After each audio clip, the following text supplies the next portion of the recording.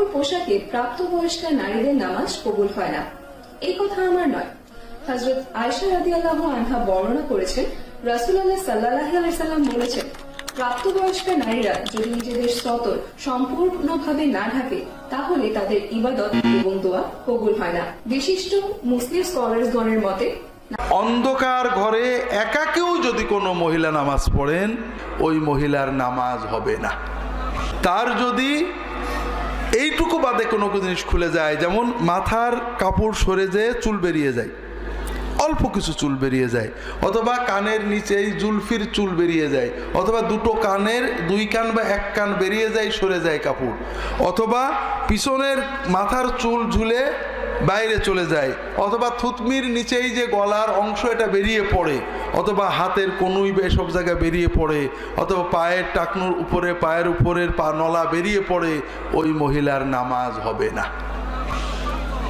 কারণ তিনি নামাজের ফরজ তরক করেছেন কাপড় থাকা সত্ত্বেও। নারীদের সতর হলো মুখমণ্ডল এবং হাতের কবজি ছাড়া সমস্ত শরীর, এবং এই সতর ঢাকা নিয়ে যে পোশাকের কথা বর্ণনা করা হয়েছে তা হলো খিমার জাতীয় পোশাক। যারা নিজেদের এবং মা অথবা বোনের জন্য খিমার খুঁজছেন তাদের জন্য আমরা নিয়ে এসেছি premium export rayon viscose cotton ফ্যাব্রিকের উপর খিমার, যেগুলো রয়েছে ফ্রি সাইজের উপর। এগুলো আপনারা পড়তে পারবেন সব সময়।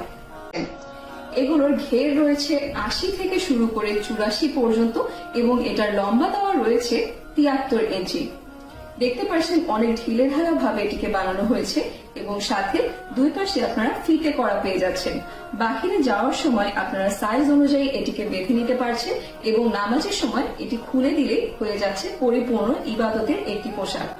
তাই আর দেরি না করে এখনই ইনবক্স করুন আমাদের পেজে এবং আপনার অর্ডারটি কনফার্ম করুন, অথবা আপনারা ক্লিক করতে পারছেন ডেসক্রিপশন বক্সে দেওয়া ওয়েবসাইটের লিংকেও।